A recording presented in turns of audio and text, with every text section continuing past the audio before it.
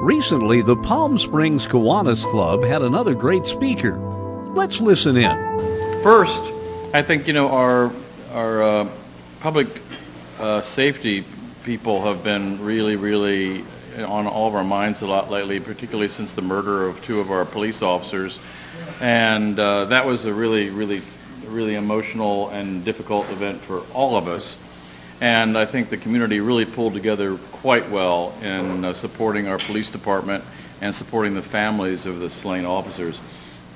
And that day it was really quite amazing to... I apologize for interrupting, but I would like you to know that we donated $1,000 to that fund for the families of those two police officers. Oh, thank you.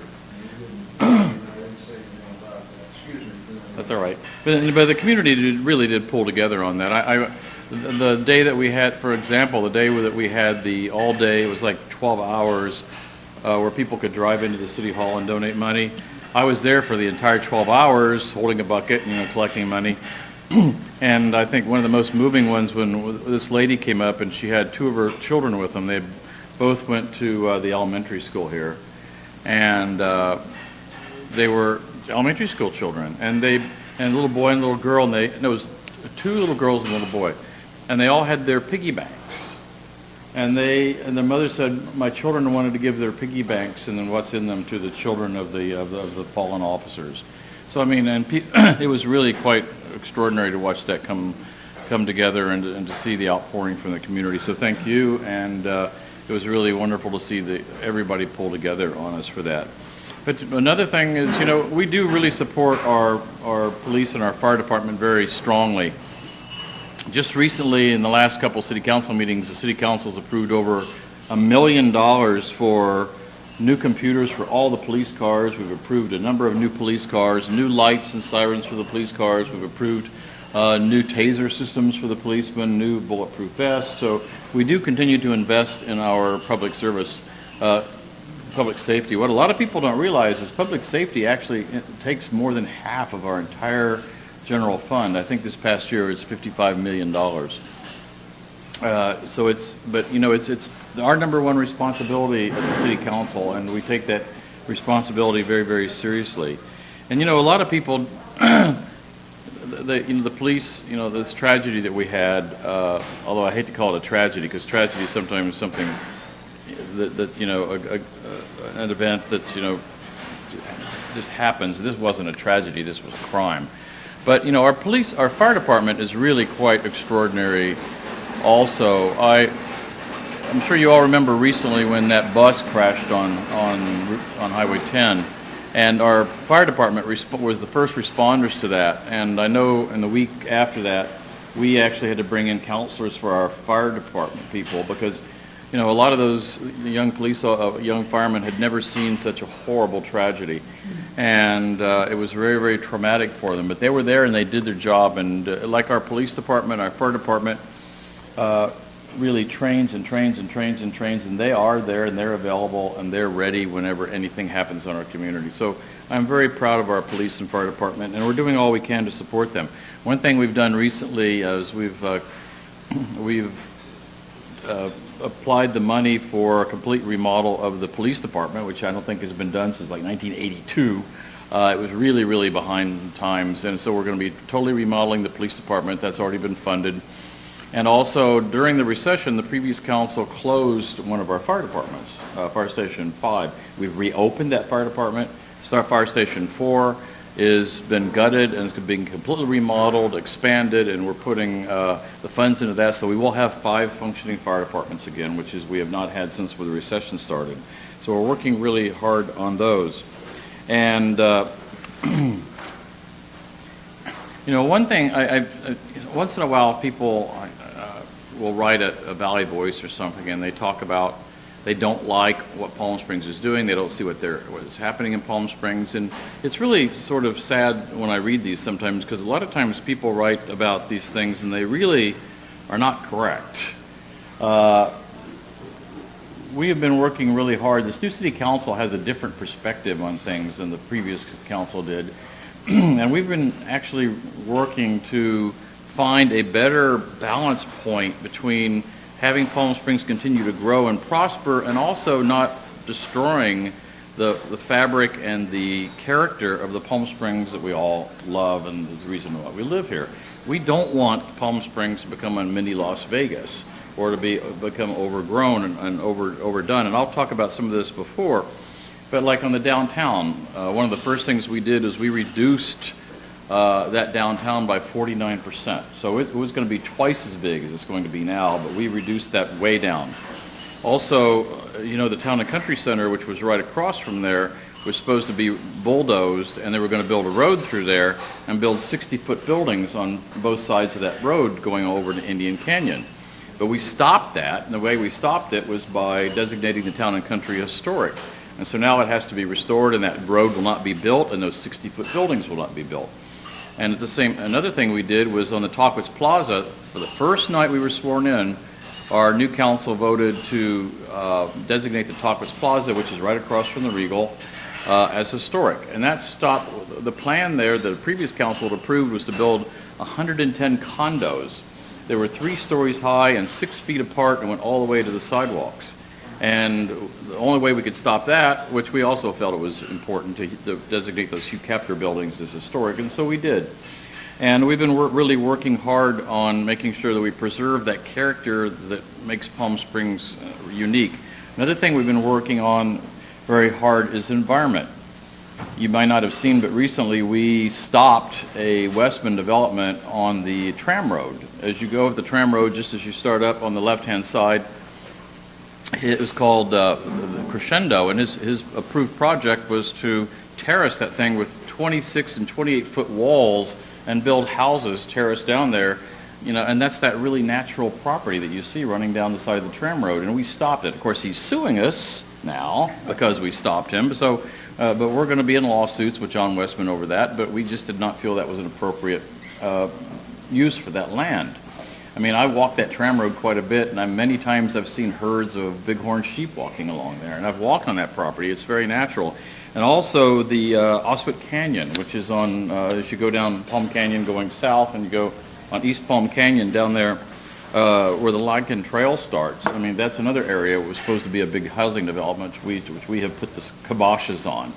So we're being very careful on the new developments that we are doing. Some of the developments we have been approving, but we've been very careful about what we approve and where they are and what type of developments they are and how many homes there are there. Because, we have to have a balance between if we never build anything new and we don't upgrade things and we don't review things, people in Palm Springs will die.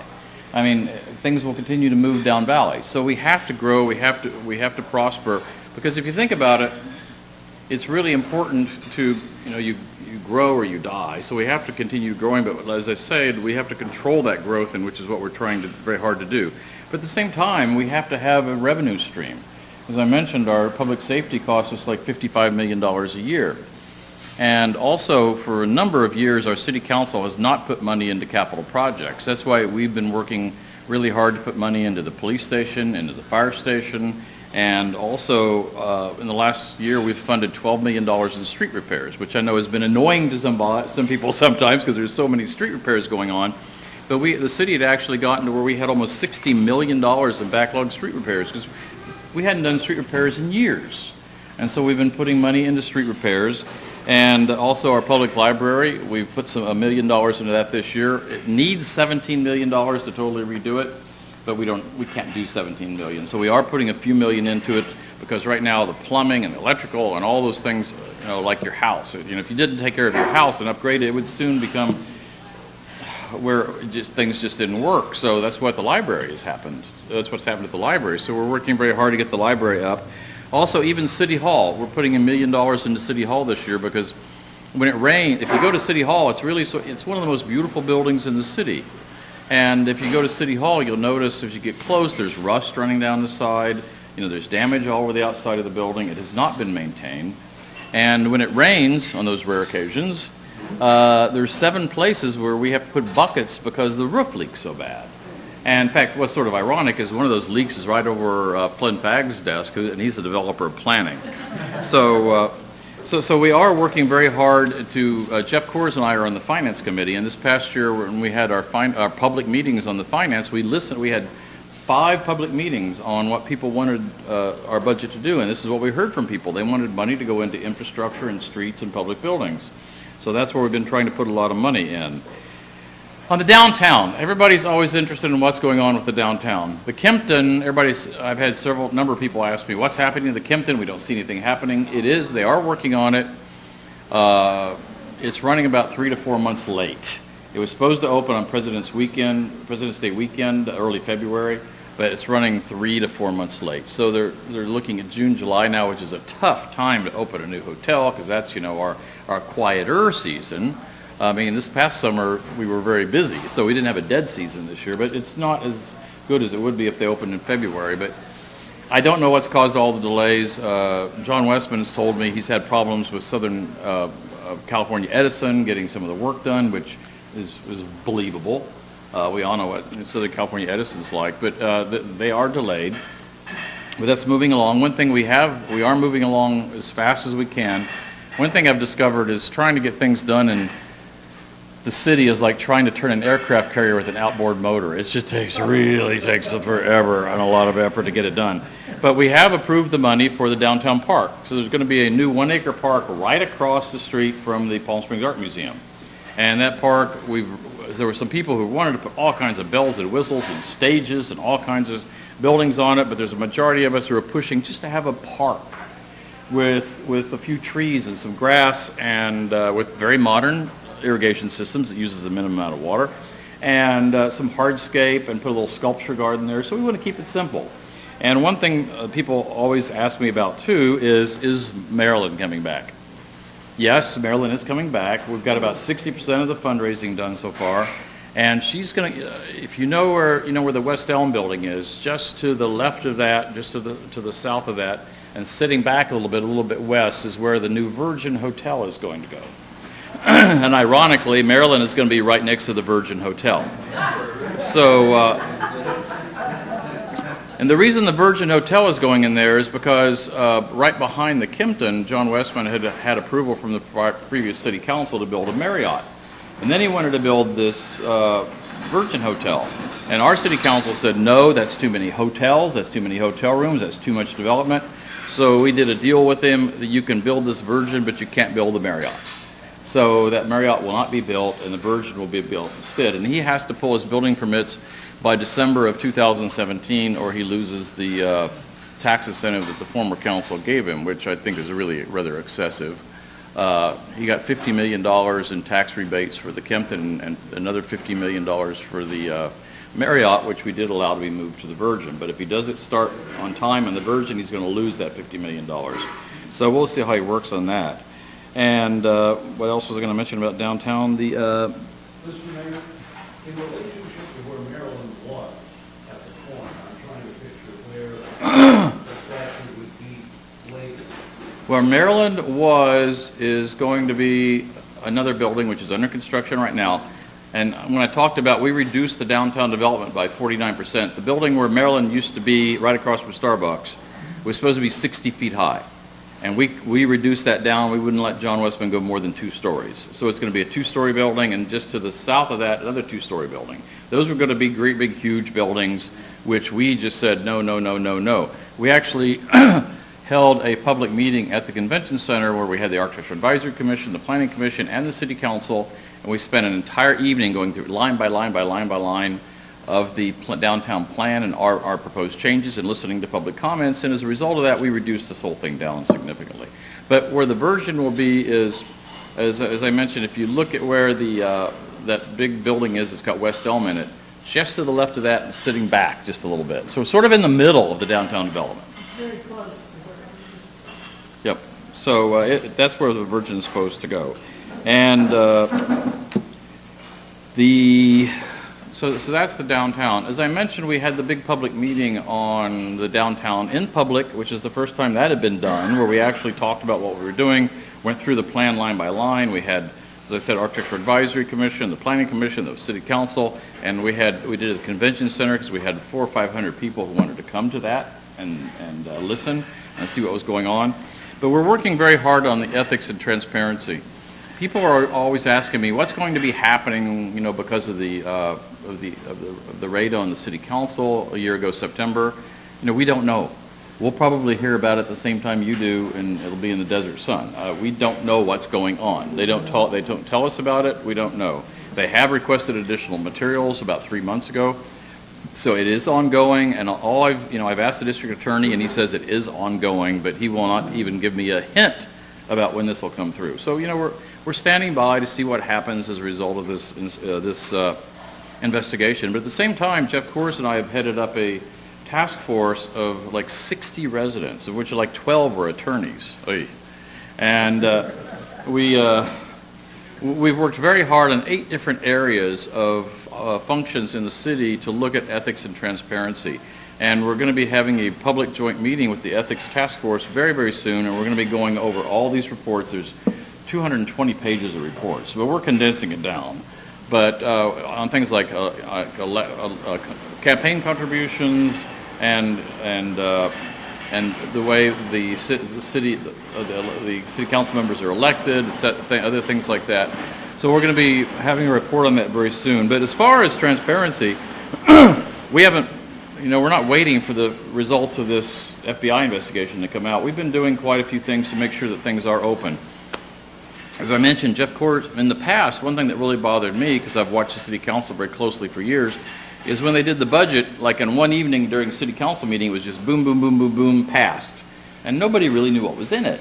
So this year, Jeff Kors and I held 5 public meetings. And we had one public meeting on operations and maintenance, one on capital, one on the city gives about $800,000 a year to 501c3s and charities and events, and we had a special meeting on that. Then we had 2 meetings of the full city council to go over the budget. So people had 5 meetings to come to listen to see how we were doing the budget and where the money was going. So that was also something that we did because of the transparency thing.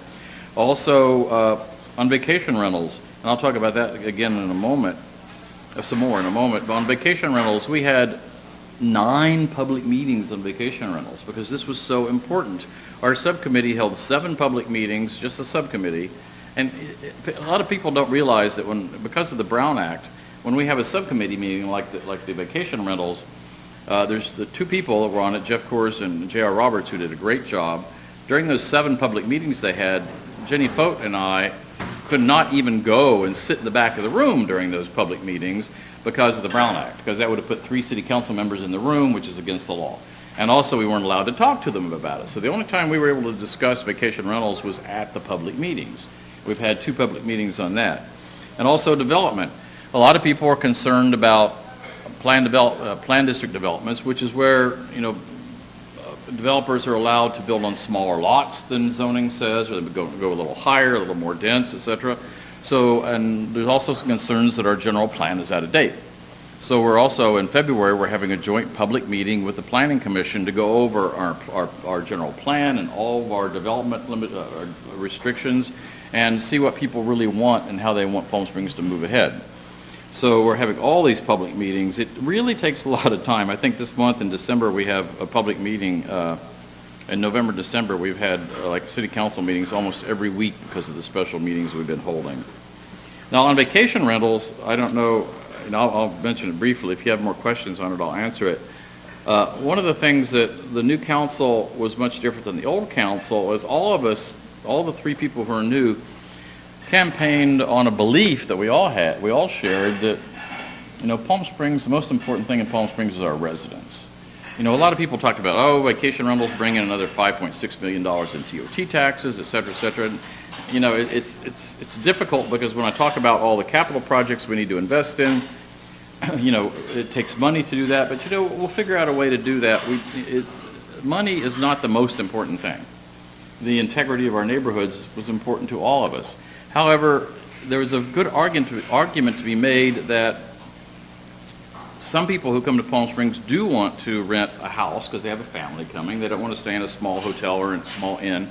But we're trying to level the playing field. And we're now requiring, one of the problems that was bothering us was a lot of people in the past, they wanted to buy a second home in Palm Springs. And they've lived in Seattle, Portland, Chicago, somewhere else. And they go, I love Palm Springs. I want to buy a second home here so I can come down with my family, several times during the year, which is totally understandable. It's a beautiful place, and people who live in those god-awful places want to come here. So, but a lot of times they really can't afford to buy that second home unless they can rent it out occasionally. So that's been going on forever. However, what's happened with the internet is that people had gone from doing 30-day rentals to 2- and 3-day rentals. And this was causing a lot of people to rent houses in Palm Springs that were not behaving themselves and disturbing their neighbors. And it's also causing an unfair competition with our small inns and hotels, of which we have 80 that are licensed. And they have to have inspections, they have to have sprinklers, they have to have handicap parking, they have to have ADA, they have to meet ADA requirements, etc. So it was really unfair competition to our small hotels. But we didn't want to do away entirely with vacation rentals, like some cities like Anaheim have done. So there was a lot of residents here in Palm Springs who wanted to put on a voter initiative to completely ban vacation rentals. So what we've done is we've restricted them dramatically. In the past, another problem that's been happening is instead of somebody saying, oh, I want to buy a second home in Palm Springs, I want to rent it out part of the time to help pay for the mortgage, there are people who own 5, 10, or more houses in Palm Springs. And these are not homes that they're going to come use once in a while. They are business people. They live somewhere else in Los Angeles, San Diego, New York, and they own 10 homes in residential neighborhoods, and they're using them strictly as vacation rentals. So as far as we're concerned, that's maintaining a commercial business in a residential neighborhood, which we said was totally wrong. So what we've done is we've changed the law where now a person can own 1 vacation rental. You can't own 3, 5, and a lot of people own 5 and 10, and one of the concerns was that if they had to immediately sell those, it would collapse the real estate market because we'd have several hundred extra homes go in the market at once. So I think we've been very fair. We've given people 4 years to get rid of those extra vacation rentals. So they've got 4 years. I wanted really 3, but we ended up with 4. You don't always get everything you want, So it's 4 years. And also we're upping the price of the annual fee to have a vacation rental from $200 up to $900. And the reason we're doing that is because we're funding a staff of people, 2 managers plus a staff of about 10 people who are going to be making sure the vacation rentals are strictly enforced, because you have to have special insurance for a vacation rental. We're also going to require an annual inspection of every vacation rental house. That was very clear to us recently when that family had that tragedy of they were electrocuted in the pool, and the father died, the little girl was injured. A lot of these older homes that people rent out, these mid-century homes, need to be inspected to make sure the electrical systems are up to par, and the other systems, so nobody's going to be injured. So we're going to have inspection. People do inspections. We're going to have people of enforcement. Right now, the way enforcement works, if somebody complains about a vacation rental, they call a hotline. The hotline people, who are a contractor, they call the vacation rental company, like duh. So that a lot of times doesn't do very good. So we're going to have our own people who are going to be responding to these calls to make sure that the houses that do have problems, that people quiet down, and if they get 3 violations in a year, we're going to take away their license. So we're coming down really hard on this to try to find a common position here. And if it doesn't work, then we are open to completely banning them, but we're trying not to ban them. We're trying to find a compromise here that will actually... There are other cities that do the same thing. In other words, you had Carmel, I listened to every information that you have. When you have a regular group, Carmel was one of them, and many other cities. And there was a discussion on that. Yeah, as we talked about, the number of cities have totally banned them, and we want to try to give people, because we don't really want to stop people who do want to have that second home here, and they want to use it a lot of the times themselves, and they want some help with their mortgage. We don't want people using our residential properties to be profit-making businesses. There's a big difference there. So, we didn't want to stop, Joe and Sally from Seattle from having a home here that they may rent out a third of the time, and they come down and use it a third of the time, and part of the time it's empty. So we're going to try this and see if we can make it work. So we're working really hard on this. And what was my last bullet point here? Vacation rentals, homelessness. Homelessness is really, I think it's the most challenging thing I've faced in the last year in Palm Springs, and we all face. And of course, it's bad everywhere. San Diego is awful if you've been there lately. And Los Angeles is just out of control. San Francisco is just disastrous. But we actually spent $1 million this past year on the homeless situation here. And one thing we've done is we used to have just one police officer whose job was to go around and move people off of vacant lots and really do the enforcement portion of homeless people. But the homeless people, they may be homeless, but they're not dumb. They figured out what days that police officer worked. He worked 4 days, he was off 3. So those 3 days that he was off, they were out there just doing whatever they wanted. So we hired a second one. So now we have a police officer covering this 7 days a week. We also, Riverside County provides all the mental health support for the county, but there was nothing that they were providing to Palm Springs because they're stretched too thin.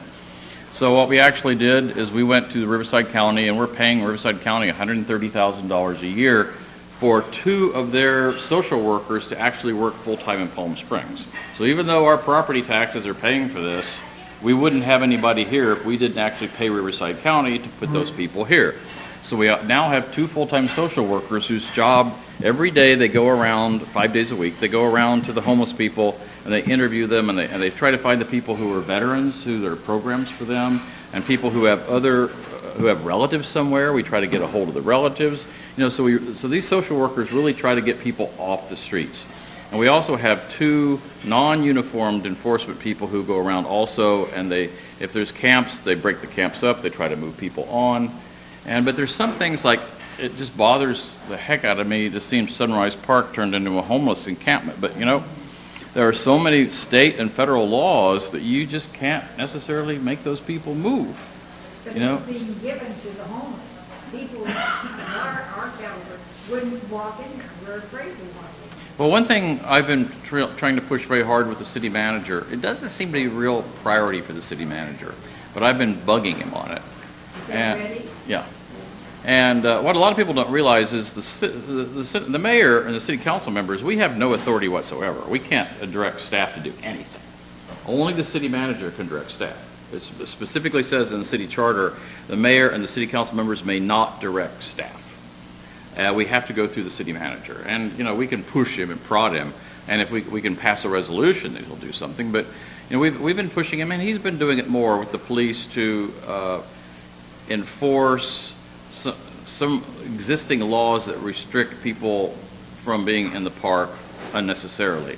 Like, it's against the law, which a lot of people don't know, and I've been pushing to enforcement on this, that you cannot have an event for more than 10 people where you serve food in a city park without a permit.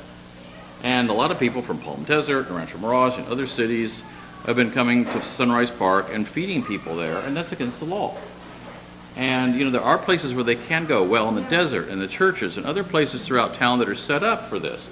And that's what we want, that we're encouraging these organizations to do, is use the existing facilities to provide assistance to the homeless people as far as meals, etc. Find food bank, well, in the desert. Don't feed them in our public parks. So we're pushing hard on that. So it's sort of like the vacation rental thing. It's a balanced thing between trying to be compassionate and helping people who are really down on their luck, and also supporting, our city to keep it where the residents feel that they can use our own parks and they can use our own public facilities. So it's a very delicate balancing act. So the vacation rental thing, I think we've got sort of under control for now. We're going to see how it works. And the homeless thing, we're still continuing to work on. One issue you may have seen where Roy's is closing down. And it got to the point where, all the cities were supposed to contribute to Roy's, but it got to where only Palm Springs and 1 or 2 other cities were doing that. And we just couldn't afford to do the whole thing ourselves anymore. And so